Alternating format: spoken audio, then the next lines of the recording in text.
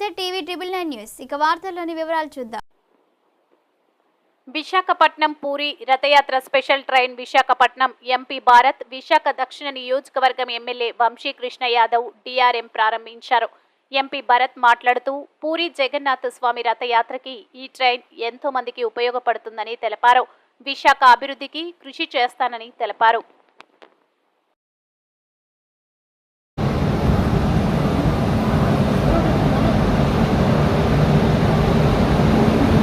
నమస్తే ప్రసాద్ గారు.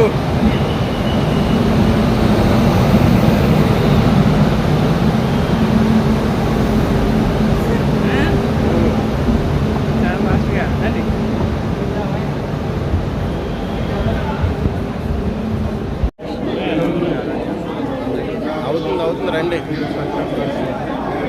చెప్పన్నా ఫస్ట్ ప్లాట్ఫామ్ చెప్పన్నా.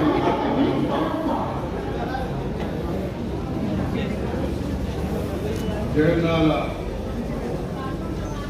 ఆమె రాష్ట్రం కోసం ఒక ప్రత్యేకమైన బయలుదేరినందుకు వీరందరికీ ప్రత్యేక ధన్యవాదాలు. విశాఖపట్నం ఎక్కువ మంది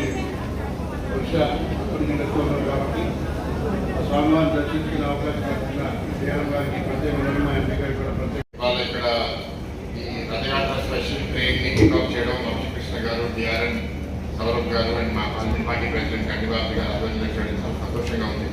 పార్లమెంట్ మెంబర్గా రైల్వే స్టేషన్కి మొదటి ప్రోగ్రామ్ పార్టిసిపేట్ చేయడం అనేది నా అదృష్టంగా నేను భావిస్తున్నాను.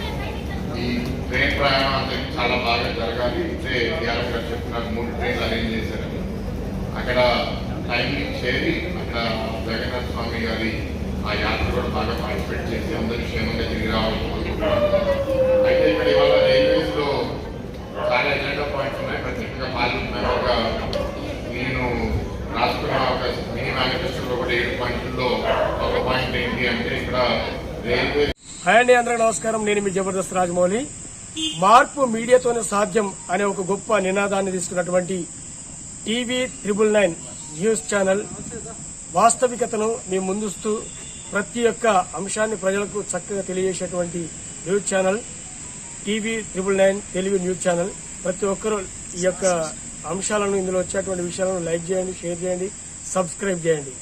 వార్తలు ఇంతటితో సమాప్తం. మళ్ళీ తిరిగి ప్రసారం అయ్యే టీవీ 999 న్యూస్ లో కలుద్దాం. అంతవరకు సెలవు.